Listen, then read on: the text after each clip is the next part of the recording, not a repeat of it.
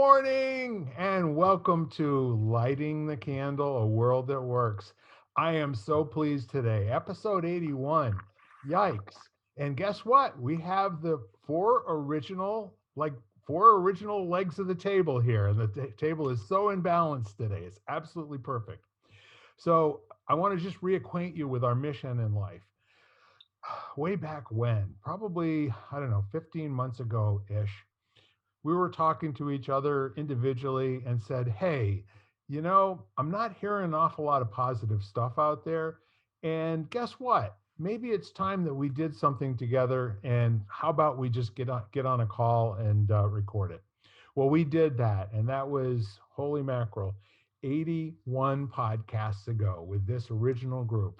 So I'm going to take a moment and introduce myself. I'm Bill Correll, and to my immediate right in your listening is Lisa, and to her immediate right is Ken, and to her immediate right is iPhone, otherwise known as Shelly. So we're going to pass it around here, and I'm so full of probably full of a lot of things, but at the moment I'm full of possibility. And that said, I'd like that to be our topic today. Let's see if we can kind of define and make sense out of what possibility means for us, and invite the listeners, you at home, to really participate in this actively. Cheer us on, tell us what you want to hear. We'll get it, okay? So I'm going to pass it over to you, Lisa, and thank you for being on today. It's really good to see you. Well, thank you. But what is the question? It's let's discuss possibility. And I like doing it as a question. What is possibility? Possibility. The seen and unseen opportunities in every moment. I'll go with that. That's a good start. Thanks for kicking us off. And then Ken, to our listeners' immediate right on this call. I think possibility is a reminder to look over the horizon. My mentor teaches this martial arts thing called an unbendable arm, and basically it's when you look past the end of your hand and you kind of imagine and you visualize things going outwards and forwards into what becomes possible, and then that strengthens the whole system. So, and a lot of times that's always been helpful, especially when you feel like your problems are bigger than you are, and then you go into the perspective, the expanded perspective, and all of a sudden the problem hasn't changed, but your perspective has become greater than the problem. So excellent. And Shelly? Wow. So I got to follow you too. Those are really great. It's an extension of what you know to be possible, like what you've already done. And in the world in which I am in every day, people come to me to achieve possibility. Like, is it possible for me to do this? And if so, how do I do that? It is an extension, and it's also a thought. It starts with the mindset of becoming or wanting to reach beyond what you know. And some people are not comfortable with that, but the possibility of, wow, what's the possibility of me becoming an astronaut? Like, what is that and what does it take? And then there's everything in between, but that extension, and I think stepping outside of what it is that we know in our minds is what possibility is and can be. Awesome. So we're kind of painting the picture from the listener's point of view. Listener, if you are looking out into the future, there are some things that you can imagine and there's some things that you can't imagine. And the really great thing with this whole idea of possibility is it exists in a conversation. You get an idea in your head, it's one of the 80,000 thoughts that you're going to have today. It's like a guppy in a shark tank in terms of whether or not it's going to exist a nanosecond from now. However, when you get into an exploration of what's possible with another human being in a conversation or a group of human beings, there's this opportunity to expand on perhaps what you know is possible or what you think is possible by presencing something else that's possible for somebody else. And now that's possible for you because it's in the conversation. So there's kind of this, as I think Ken was saying, and I guess everybody was pretty much pointing to the same thing. Possibility sometimes is limited by the amount of open space that there is in terms of your view of, what's out there, what's coming. Like, for instance, if you take a blank sheet of paper and you hold that up and you say, what's possible? Well, you have that whole sheet of paper with nothing on it to create on. I mean, that can be anything, from as Charles Schultz said it in one of his dailies, where Linus and Lucy and Charlie are all looking up at the sky, and Charlie Brown looks at a cloud and he says, I see duckies and I see a chicken over there and I see a rabbit. And then Lucy says, I see a dollar bill, I see a nickel. And then Linus says, I can see over there in that cloud, that is the Pietà. That is the Virgin Mary holding the dead body of Jesus Christ. And over there, I see creation on the top of the Sistine Chapel with God and Adam touching fingers. And it's like, again, it's all about, it doesn't matter what you're looking at, it matters what you see. Okay. So this whole notion of possibility is a lifelong endeavor if you want it to be. The question of what's possible is always that place that you return to after having lived your life and come up with experience. So looking out right now at what's possible. Deepak Chopra has a very great conversation having to do with the possibility being as expansive as the thinker or the generator of the possibility. And a possibility exists not as a thing that is going to be persistent through time, but it only exists while it's being spoken. Does that make any sense? Yeah. So the moment it's being spoken, if it doesn't get attached to some sort of physical object, it's very difficult to persist through time.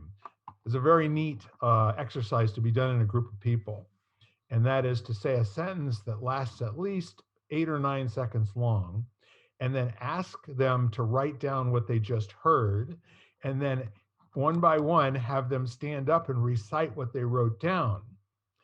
And it's kind of interesting how the hearing of what got said, and it's kind of cool if you start off having written it down and just read it so that you can prove what you said, because sometimes they sometimes don't believe that you're saying the true thing. They heard something different, and by golly, that's what they heard. So how do you capture a possibility in time? Like, for instance, Shelly, when people come to see you and they ask you what's possible with regard to this thing that I can do, how do you help them, kind of guide them and put them into a place where what they want to do as possible, they'll remember that the next time that they meet with you? So we look at, obviously from a business perspective, has it been done before? Things to one person and the possibility for one may have already been done or exist or in progress somewhere else. But to that person and that mind, right, it's beyond what they've ever done. So looking outside, just looking outside their box, and just really looking at any pieces and parts, once you kind of things trickle down, you're like, well, that's a piece of what you can get you to where you want to go. It's I think there's separate right and left brain possibilities, and I deal a lot in the analytical part, right? So the strategic and research and just finding all the parts that come together to make this possibility. And this they had a lid, right? So the possibility of a lid, they got the lid, and now it's like, oh, we can put a cup with it. Like one possibility that's already been achieved can be a catalyst for another. So there's just ways of doing that, right? And the Charles Schultz, the imagination of doing something that's never been done is just a matter of keeping that creative side going, right? You got to tap into that all the time. And anything that you see, does that work? Does it not? Nope. Okay. It's really a process of elimination and finding what can bring that possibility to life. Well said. Absolutely. Lisa, you're smiling with that look of recognition. Ladies and gentlemen at home, I can see it, you can't, but she is smiling, aren't you, Lisa? To add on to what Shelly was saying with left and right brain, the thing that came to my mind was to make a possibility into a reality is probably more of a sensory experience, where to hold on to it with all of your being, because people learn differently. So I read, and then I was listening to the audiobook, and then I got more out of it. So if you can see it, taste it, touch it, hear it, any way you can give it some possession, some position in your mind that you can latch onto and then go from there. I mean, if it's part of you in all your five senses, or even a couple of them, then you can move forward with it. And then, perhaps you won't, because you read something, it's a possible idea, and then you put the book down and you forget about it. So if you do something physical with it in one of your senses, or all five of them, or somehow just latch onto it so that you can move forward with it. I mean, there's every possibility, but if you don't take action with it, it's just going to lie dormant. So move forward somehow. Yeah, absolutely. Ken? The thing that struck me as Shelly was talking was the other part of the equation, I guess, is who's asking what becomes possible. And it's funny, she's talking about business, and I'm working with a new company. I'm actually going to go visit them and all of their team and everything on Wednesday. And as I was talking to the CEO, we were kind of doing a possibility question process, but it was what becomes possible for me, for the CEO. What does he want? What becomes possible for my company? What becomes possible for my team? And it was interesting because the conversation started around, kind of this Jim Collins, I need the right people on the bus. I have personnel issues. I need to hire more people. I don't know where to find it, all that kind of stuff. But then when we shifted the conversation out to like thinking in terms of what Lisa was saying, more of like this sensory thing. What is it going to feel like? What are the anchors that give me the feeling that I've got a direction I can move in and I can get traction in that direction? And then when you think, what's the perspective you're going from? Is this, what's possible for my child is a very different conversation than what's possible for me.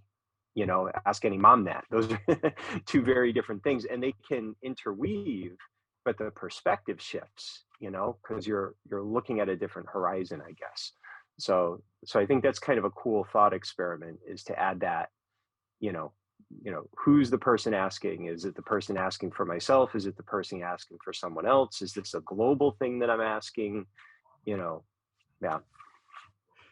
So the neat part of it is are you asking somebody who's a master at accomplishing task work, or are you asking a master of accomplishing new things? So, for example, we have that piece of paper and it's blank. You can put anything you want to on it at all. And last century, the one I was born in, it was, in my opinion, the second age of reason. We had all of these unbelievably intelligent people that were busting, the world wide open on every single front, in medicine, in architecture, space travel, air travel, the whole 9 yards. There was so much language that was created during that 100-year period that didn't exist in the millennia before, that there was more in the body of knowledge at the end of 2000 than all the rest of time put together. So the neat part of it is you get to pluck out the things that you think are very cool. Like, for instance, Frank Lloyd Wright. I was always completely inspired by this man's ability to wow people with his design concepts. And at some point in the 1930s or 40s, whatever the centennial of the state of Illinois was, he went before the governing body in that state, and he presented an idea to build this building called the Illinois. And it actually was 1 mile high. And it looked in the shape of a triangle. If you look at the Burj Khalifa and you squint a little bit, they're along the same lines. And I don't think the Burj Khalifa is 5,200 feet high. It's very, very high, but not quite a mile. So he goes in and he tells people, he shows them the picture, and all the rest of the skyline is, looks like grass growing at the bottom of the picture. And they all look at him like he's lost his marbles and is crazy. And he said, yes, we're going to have to invent some technologies that don't exist. At the moment, we have elevator shafts that can only go to a certain height. The cabling that can only go to a certain height. We're going to have to invent a lot of new technology to do this. However, we have the greatest minds available from ever, and we can do this. And he gave him the price tag for it, and that's not important. But the idea completely blew apart the whole paradigm of architecture. All of the limiting thinking that was going on prior to this unbelievably cool idea. It's the same kind of conversation as when John Kennedy stood with all audacity in 1962. What we're going to do is we're going to embark on a journey. We're going to embark on a piece of work for all mankind, the kind of which has never been done before. By the end of this decade, we are going to land a man on the moon and safely return him back to the earth. It's like, holy crap. You can't go back to thinking the way you did before you hear that sentence. What does that even mean? Land a man on the moon. I think we had some, X-15 experimental rocket thingies that could do about 650 miles per hour, but it takes like 17,000 miles per hour in order to break the gravitational pull of the Earth. Mathematicians had spent years and years and years. Now they got to test whether or not their theories were correct. And I mean, all of that with the person with the say-so. Frank Lloyd Wright could have been a kid drawing this on a cocktail napkin and nobody would have listened. They wouldn't have said, yeah, that's a problem. That doesn't fit. Let's do it, And so possibility comes in a whole lot of forms, but in many cases, it comes from a bold statement from somebody with say-so. And it's, as you said, Ken, who's asking and who's listening. The powerful listening creates this whole thing called that ripple effect. Like the candle that we're lighting, what kind of possibility does that create? Great time to share. I want to jump in on that. Please do. No, because I there's a distinction, and to something that you're saying, and it goes back to Mother Teresa, one of my favorite things. Prayer without action is just words. And there's a distinction of like possibility versus what's possible. So the two come together, and really what I see, and I'm sure there's, you know, all these other arms and legs with it, is you can have the best idea, but without action and actually looking to make that happen, it's it's just a possibility.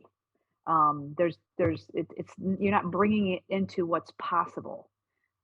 We have, and it goes back to what I do. Probably 8 out of every 10 people that come, you know, they have this dream that they want to bring into life, and that was another piece I wanted to, like, bring something to life. Um, they have a possibility and they want to do this, but they have to do some work. They have to do some of these benchmarks and speak with other people who have done this to bring it into life, to make it their possible. Like, that's what is possible for me, and that's what I want to bring. But there's that fine line of what Lisa said, you know, without action, you know, the right and left, you've got to bring it to life in order for it to actually become that possibility that you have created. Otherwise, it is just a thought and an idea. And there's nothing wrong with that either. But it's giving it life, giving it tangibility is really in my opinion, the crossover between it just being a possibility and an idea thrown out there, napkin, and then bringing it to life, which is what you have made possible. There's that. Appreciate An this. interesting. Yeah. Well, I just wanted to add to that, because the other thing that, and I see this a lot in business, but I think sports is almost a better analogy. It's how much intention, preparation was put in advance, so that when the opportunity arises, you can realize that possibility. So I think about Malcolm Gladwell in that book Outliers that he did, you know, and all these, you know, and Jim Collins talks about return on luck, you know. So whether it's Bill Gates or whoever, they didn't just, the timing was right, but they'd spent hours and hours, invested hours and hours in practicing. So I think about sports, it's like the guy comes off the bench and has an amazing game, you know, where he's been waiting for his opportunity and someone gets hurt and then they come in.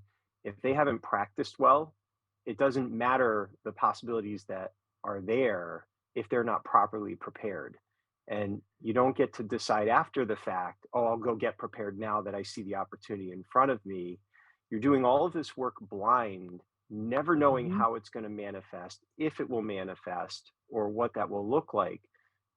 So our life is about the practice, you know, and finding, to me, the journey is the home. The joy is in the practice and the preparation, and then trusting that how those possibilities come into focus will be appropriate to the amount of preparation you've put in, not knowing whether or not you're going to need it, you know. So, and I think, you know, just one more quick analogy for it. In martial arts, it's kind of the difference between someone who has trained in the martial arts for a variety of reasons for years, and then they need to defend themselves. The odds are better that they're going to successfully do that, as opposed to someone who's mugged or attacked, and then after the fact begins training to keep it from happening again. You know, the skill wasn't able to help them. Now they're just in reaction to an event that occurred that made them realize that they need to prepare in case it happens again, you know. It's just kind of an interesting perspective shift. Well, you kind of summarized in a couple of sentences what it is to be a human being. I mean, aren't our strategies always to have a bad thing happen and then make a decision it'll never ever happen again, and then do something reacting to that, which now closes down our possibilities for anything else, because that's now all consuming and filling up the landscape. I like the whole idea of the performance part of both of your analogies, Ken. And for example, most of the paradigm shifts that we saw in athletics in the last 100 years had to do with how long does it take for somebody to say, like, their affirmation is, I will become the best ball player in the world. Well, there's actually a track to run on. There's a process for kids to go through and grow up and have a possibility of having that happen. Where in the early days, we would have said that somebody like a Joe DiMaggio or a Mickey Mantle or a Jim Brown, they were natural athletes. Well, the truth is they were natural athletes that worked their buns off from the time that they could walk and became overnight successes at the ripe old age of 20 years later, right? Of course, nobody gave him credit for that. And then Jack Nicklaus, his book, Golf My Way, and Tiger Woods, who do you think he copied? And all of the other golfers that were able to stand on the shoulders of these great athletes that started to say, hey guys, here's my formula. This is what I did. Give it a shot, I read this book back in the 1970s, late 1970s, early 1980s, called Peak Performance. I actually liked the book so much. And at that point in 1982, 83, I was driving back and forth an hour each way to my job. And I was listening to it on cassette tape. And the Russian, they probably were doping, and their whole way of training people was to lie to the folks that they were training.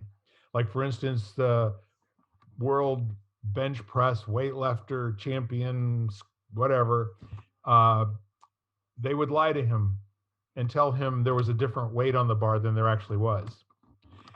They would tell him a weight that he believed he could actually bench press, and I'll be darned if he didn't. And then afterwards, they'd take, blinders off and they'd show him what he had accomplished without, because he believed it was something that he could do. And so therefore it did happen, right? And once it happened the first time, he never lifted less than that again.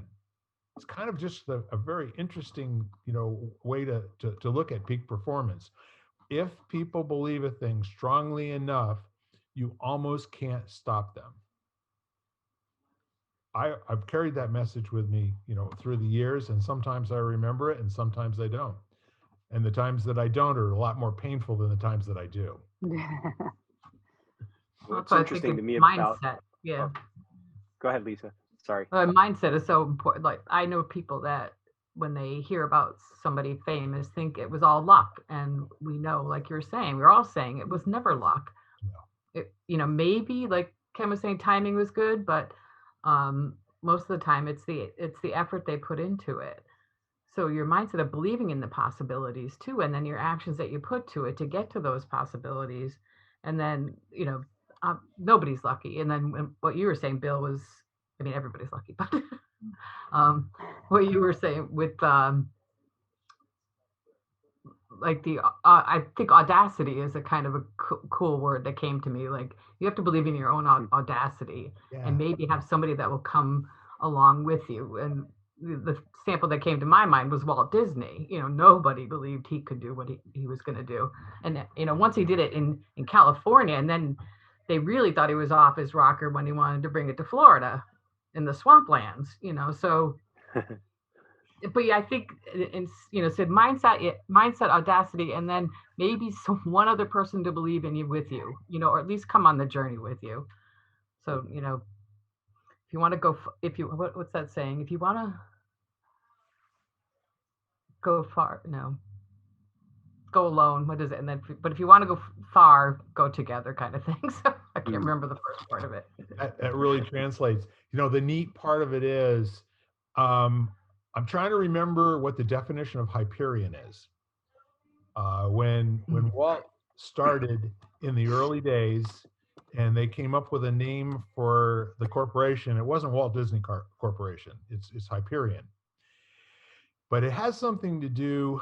And we're going to get a definition here in a minute. But to take a drawing of a mouse and then do a short film with motion called Steamboat Willie, and then have the audacity to do a full-length comedic short that's minutes long, And the amount of work that it takes to do all of those frames, it's like, holy mackerel, nobody ever thought to do that before, right? Well, except he was borrowing the technology that was available from the Nickelodeon, where it's a bunch of sequential pictures that are all taken together. And he figured out all I have to do is just draw a little movement at a time. And now I've got this really cool thing. And then Sleeping Beauty. Oh my goodness. We're going to do color. We're going to do everything the man did. Shelly, did you look up a definition?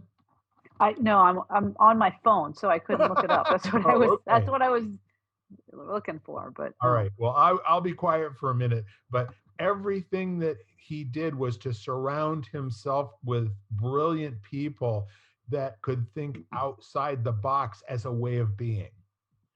So that in the 1950s, he already had a vision of another world-class place that wasn't just Knott's Berry Farm or one of the other, amusement parks that the original Disney was kind of a knockoff of, right? He wanted a place where it would invite people from all over the world to come and dream. And then he, instead of having engineers and designers, he had Imagineers. And their whole goal in every single thing was to explode any idea of what was possible in any concept that they had, so that when people showed up, and I can tell you the first time that I went there in 1986, especially Epcot Center, I went from pavilion to pavilion going, the next one's got to let me down. I mean, this one was just so freaking cool. And holy mackerel, no, they were able to replicate the high level of wow factor and opening your mind up. And how'd they do that? Just the whole idea of, gee, many Christmas. You can't, it's like the Grand Canyon. It's like Alaska. You can't imagine what glaciers are until you're standing on one, Mm-hmm. Yeah, it strikes me again just how important the preparation is. Like the weightlifter, if he hadn't spent years practicing proper form, strengthening the body, nourishing the body, and he tried to lift that weight, belief wouldn't help. He would have hurt himself. It would have damaged it. It's too much energy for a system that didn't know what balance is. And I always think the Walt Disney thing is incredible, because the skill set of leading people to something that is outside their current realm of understanding is ridiculously challenging. A CEO who's a visionary for a company has to have so much communication skill and leadership skill and the ability to, assess risk and figure out how to balance all of these things. Otherwise, it's a great idea that no one knows how to act on. They have to build very, very structured banks to the river. So, and I think that talk to a lot of people, and they see the idea and they imagine themselves doing it. They see what's possible, but they're missing the hard, boring, repetitious work that allows it to manifest. It's, it's just massive amounts of disciplined repetition over time that actually allows you to channel all of that into a direction. And it's funny, I was talking to a surgeon yesterday, and he was saying that one of the best predictors of how well you recover from a surgery is exercise. If you've exercised regularly, he says it is literally a wonder drug. Your recovery time, no matter your age, just if you exercise regularly, they can put it through a formula, basically. Well, he puts it through a formula, and he can determine how long your recovery will be from that surgery. And you can't do that last minute. This is someone who unexpectedly has a surgery, and they've unknowingly been preparing for years if they've made exercise part of their their daily habits or whatever. So it just fascinates me how important that element is, and finding a way to make that practice and preparation joyful, so that you enjoy doing it every day. It's fun, and sometimes, yeah, it feels like work, but you find the joy in it because you're going to spend most of your life preparing for things that may or may not ever become possible. Yeah. Yeah. Mhm. See, that is right there is of all of the biographies and autobiographies that I've read for sports people. You know, do you remember in the 1950s, you know, when they talked about For the Love of the Game? Mhm. Yeah. Yeah. The best athletes, in my opinion, and are the ones who reported they would much rather practice. They would much Yeah. rather Yep. do the same thing over and over and over again until the repetition was, you know, inside of them, and then they could figure out a different way to accomplish the same goal using a different technique. And I think, you know, I don't know if he still feels this way, but I remember watching a special on Tiger Woods maybe 10 years ago. And he said, you know, I do have to interrupt my practice every once in a while to go make a living. He said, but other than that, he said, I exist to play golf. You know, I exist to solve problems on the golf course. That's really what I'm all about. Hmm. So I got a report for you on Hyperion if anybody's interested. Yes. Absolutely. Yeah.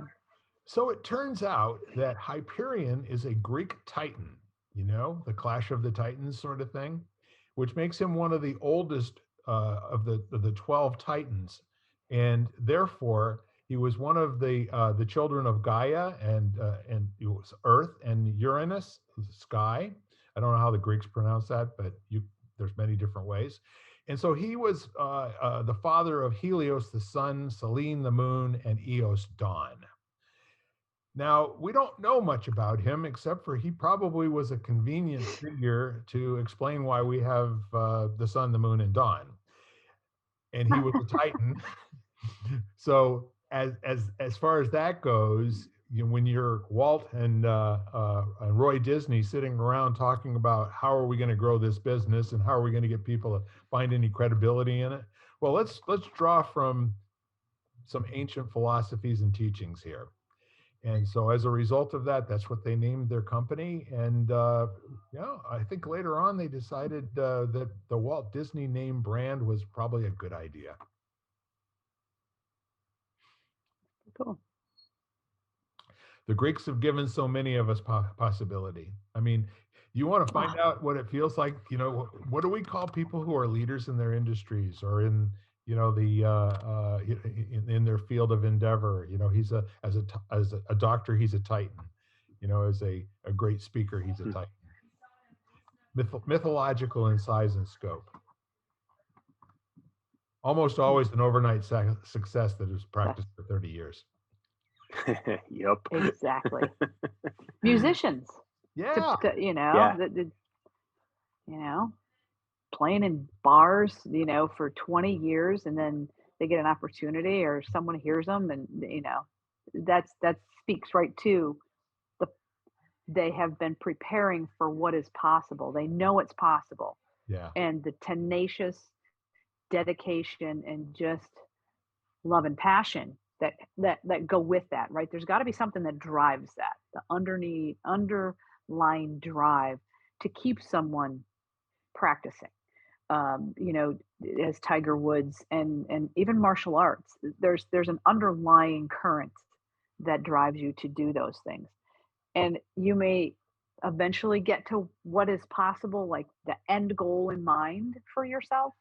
And that was another piece with a possibility when you thought that's the end result, right? We always start with the end result in mind and we move backwards.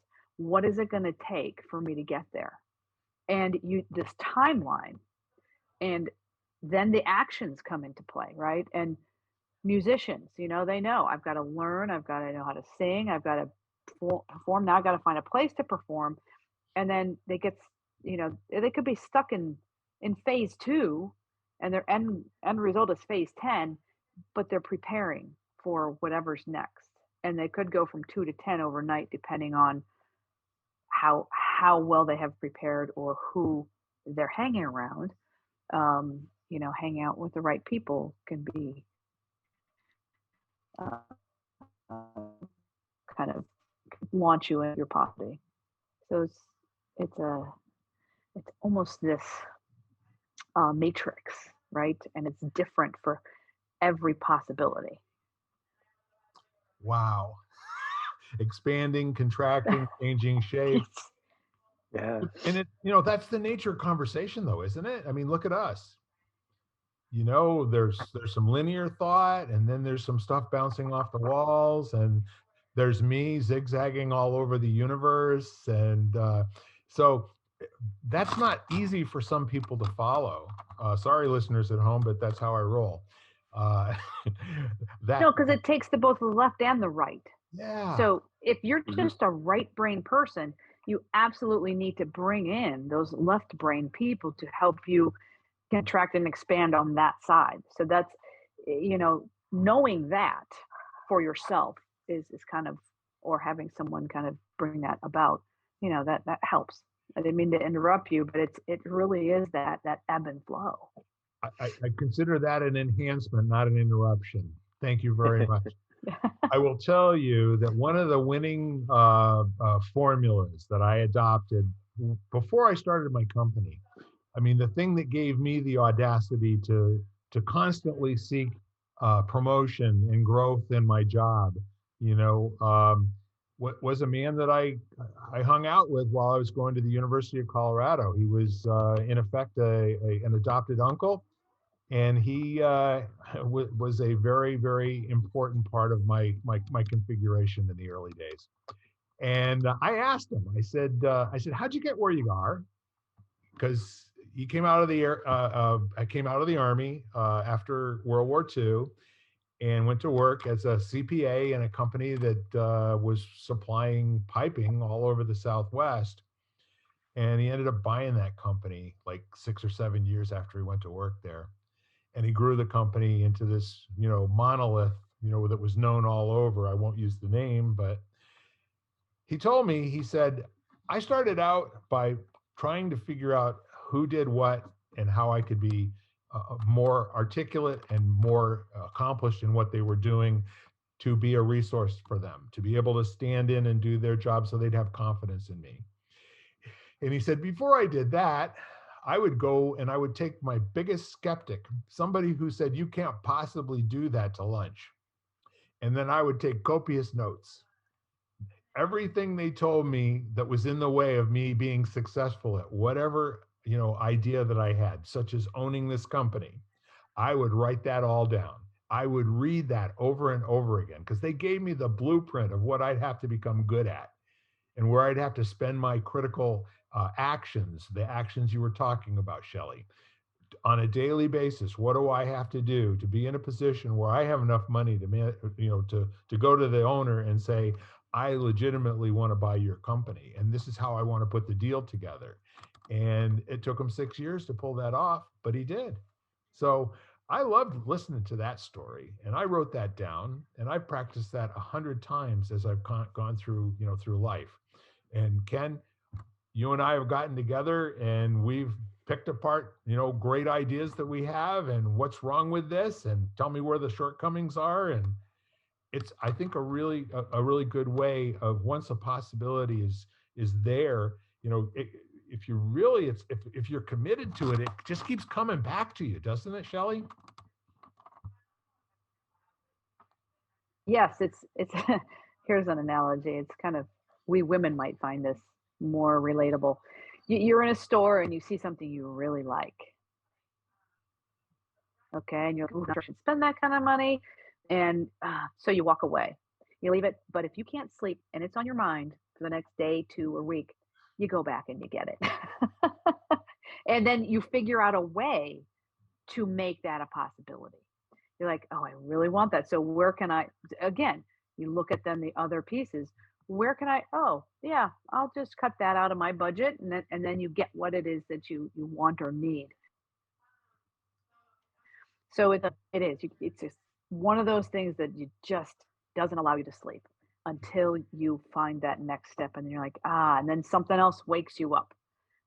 So, whether it's something that you want or inside of the possibility, the next step to get to, many nights of lost sleep. Absolutely. Yeah. So that Yeah. whole that whole, Ken, you want to say something? Oh no, it's just I was thinking, I was reflecting on, you know, the destination or the result or whatever it is, and I was thinking about going to Disney World, and you want to go to Space Mountain, and you're looking at the map of this huge place. There's another piece of information you need, and that's to find that little arrow pointing that says you are here. You know, where are you starting from, and are you clear on that? Because otherwise a map is really hard as a navigational tool. You know, you need 2 points. So, you know, so you see that thing that you really want to buy and it's really nagging at you. Where are you right now? Are you gonna have to borrow to get it? Is you know, what, being able to clearly assess and be self-aware of where we're starting from. And I mean, that's absolutely true in business. You know, you've got to be kind of brutally honest with yourself, you know, and that's brutal in both ways, not being too optimistic but also not being too pessimistic. You've got to, you know, get as clear as you can, knowing that it's not going to be, there is no arrow saying you are here because life is too subjective. You know, it's just not that quantifiable. But as best we can, we should try to figure out where we're starting from before, you know, we draw the line from where we are to the destination. So even though we're working backwards, I wonder how often we forget what we're working backwards towards. We have this unquestioned assumption that we know where we're starting from, and that may not be true. It may be good to do a little digging on that. Yeah. Before you get going, you know. And the path along Shelly, the you're way, on mute. I'm thinking too. The path along the way, to look back, to see where you've come to make sure that you honor and reflect on and study and Yeah. pick up on what worked, what didn't work, but also to celebrate what you have accomplished. I think is important to look backwards too. But you earned your scars too. Those scars serve you. You know? You know, I mean, those are hard fought, you know, that wins and losses that all inform you. You're so right, Lisa, on you know, what, not only, you know, yes, you're gonna, you know, figure out where you are and where you're gonna go, but what are you gonna spend most of your time doing? Getting there. So your ability to course correct, navigate, and have a little fun along the way, that's really what most of your life is gonna be about. So yeah, so you're so right, looking back and understanding the value that's been created from everything that's led you to the point you're at now is huge. Yeah. So I used to use a technique of visualization, which I shamelessly stole from Jack Nicklaus and, you know, from other people who more or less, if I heard this from somebody else, I can't attribute it correctly. But for instance, when I bought the building over on Club Road, you know, all those years ago, back in 1993, I stood out at the end of the driveway. It was snow covered, and I would have to trudge through the driveway to go look at the space. But I stood at the end of the driveway to make my decision. I didn't I didn't look at anything.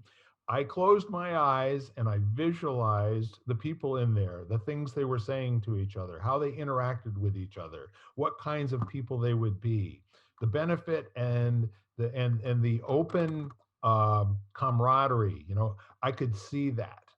I could actually visualize that. So then the next step is to go. This is before I made an offer on the property. I just knew it was for sale. And when I called the realtor, it was Peter Rich at the time, and he has no problem with me saying that. I called him and I said, I got a problem. I got to own this building. And he said, okay. He says, how are you going to pay for it? And I said, I don't have any money. And he said, well, okay. He said, well, do you have any ideas? I said, yeah, you know, I'd like to meet with the owners, and I'd like to make them an offer, and then I would like for them to hold paper. Okay. And I would also like for them to give me $5,000 in cash to do renovations to the property. He said, well, he says, this is getting complicated, but I don't mind getting the meeting together. So he called the owners And I had known Peter for quite a while through volunteer work and stuff. And we get together, and the owners, beautiful people, they said, to my surprise, okay, we're willing to do that. But what we'd like to do is we'd like to add the $5,000 in cash to the sale price, and then have you pay that back, as you're making your payments every month. And I said, fantastic deal. And that's how I got into the building over on Club Road. And I'm going to tell you, it gives me a lot of pride to say so. In that building, I've looked at the reports during the 25 years that we were there. We sold almost $9 million worth of stuff to a lot of amazing people. And sometimes they were college students, and sometimes they were college professors, and sometimes they were not-for-profits. Board of Education Services for the Blind. We helped so many people, through that. And I got to tell you that although the vision that I had was a large enough one to really inspire me and do the gut check and suck it up and go make the offer and say, yeah, I'll pay you back. The neat part of it is the actual things that happened blew my mind in terms of what really happened and what I thought would happen. So same thing happened when I bought the lake house. The fortunate part is I was in the right place at the right time. The preparation that I had was, doing deals, for large corporations. The daily practices of talking to people about how do you do what you do? Where do I get the ideas to make offers on properties? Talking to other people that have done so. And then the next thing I know, life is good. And then it's not good. And then it's good. And then it's not good. But it's all the opening and closing of possibility. And I've always found that what's possible makes a huge difference who you're in conversation with. Those folks you hang out with and you spend time with on a daily basis, they give you your life. They're your community. They are the edges of who you are, in my opinion. And with that said, that's my little story for today about how all of this training and all the investment that other people who I don't even remember, most of them, they left a thumbprint on my forehead. Does that make sense? Yeah. Yep. I want to honor them right now. And I also want to invite our listeners to think of who you're getting your thumbprints on your forehead from. It makes all the difference in the world. Go shopping for great thumbprint people. I like that. Yeah. Absolutely. And just the little metaphor for the thumbprint, the print itself is the journey, because that print is just the start, and the journey is where all of the goodness happens, the meeting of different people. I think to everybody's point about the end result and moving backwards. Yeah. The fun part of all of it is, and any of you who have taken something on, starting a new business, making a decision to pursue a particular degree in college, and, especially if it's in an area that you don't have prior experience in, medicine, mathematics, those sorts of things, which are by rote over and over and over, technologies that you have to memorize, you have to learn procedures and all that sort of thing.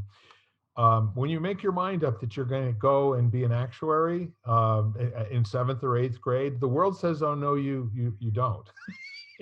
Good luck with that. Let me see what nails I can throw in the pathway in front of you. And by the way, you have no shoes on. Okay. Good luck with that. And I don't think it's going to happen for you, but it's certainly not going to happen unless you really, really, really keep going.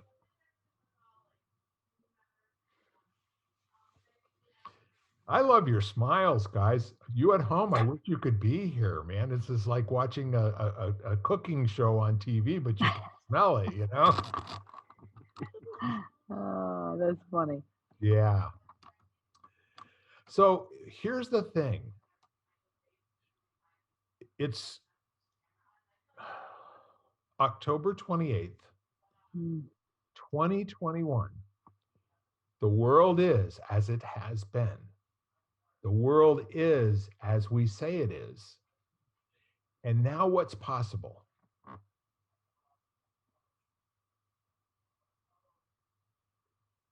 A world that works for all. You think? Like we said.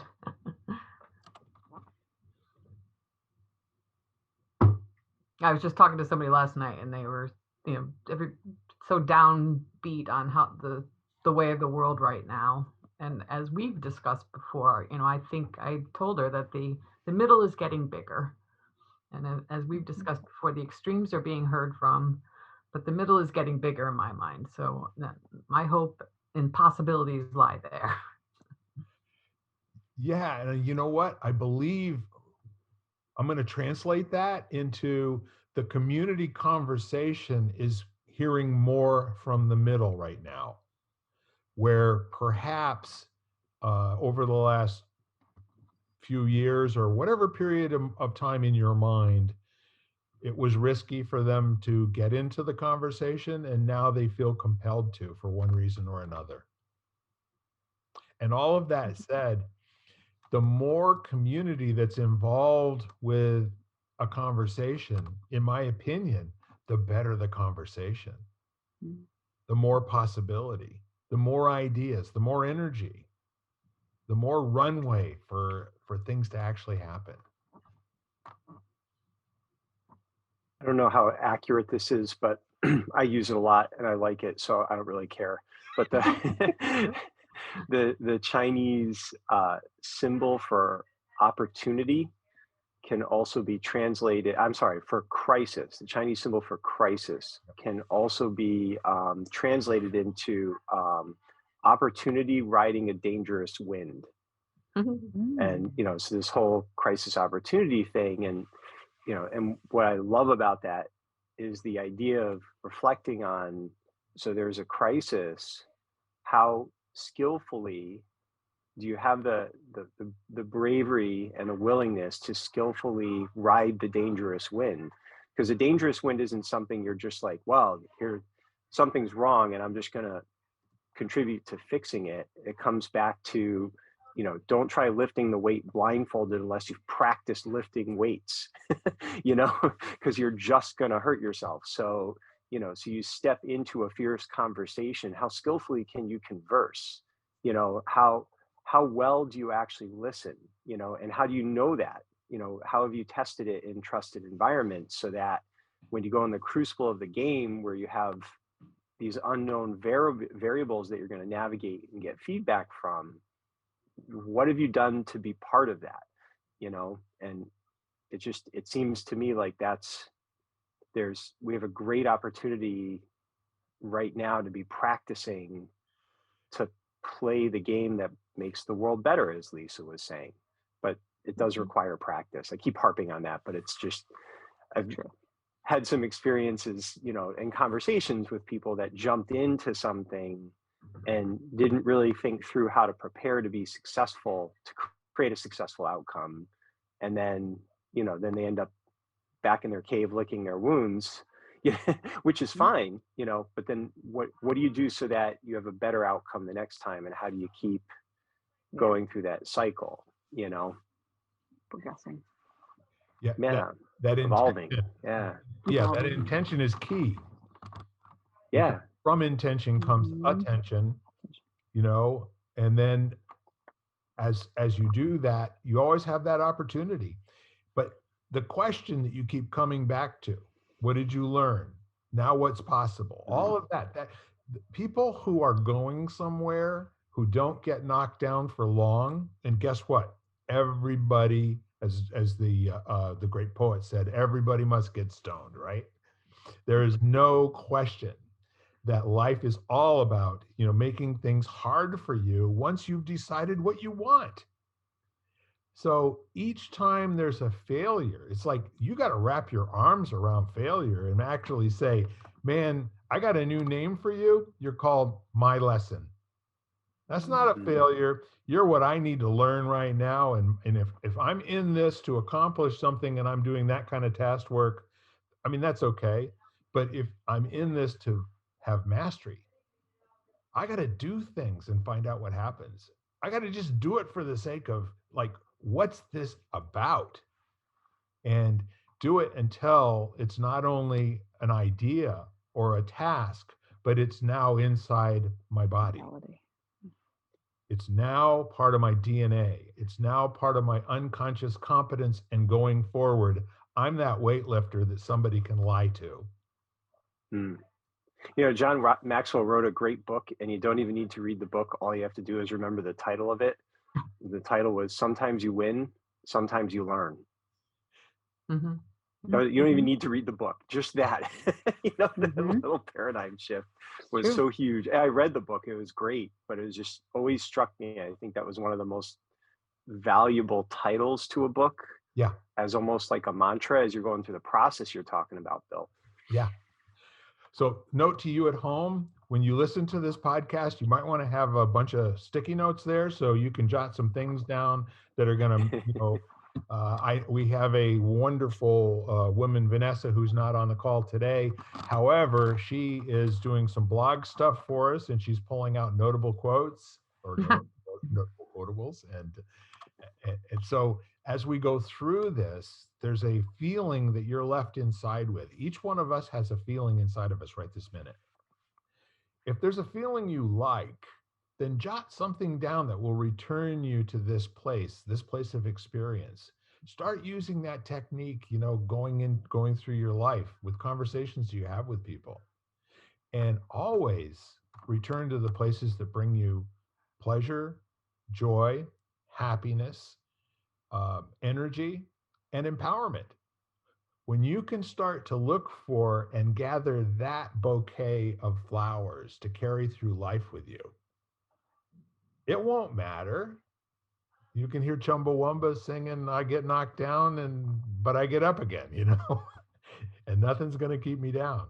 So if you have any question at all, ever, why you were put here in the first place, it's to sometimes you win and sometimes you learn.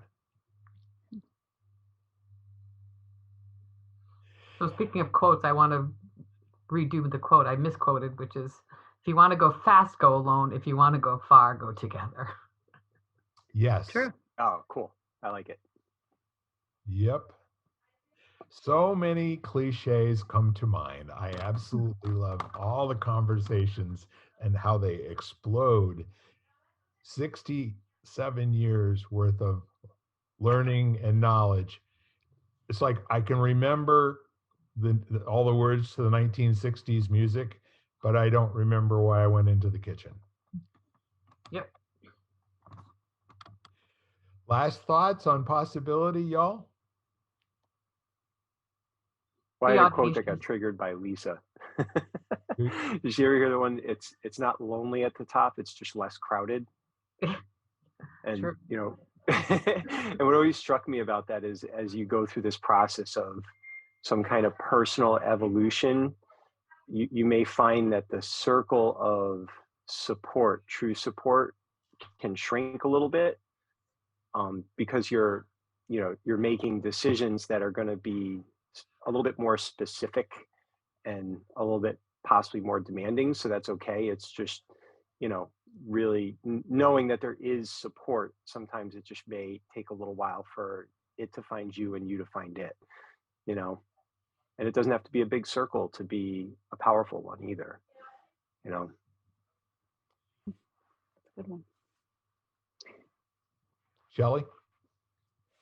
No, I'm gonna stand down. That's a good thing to end on.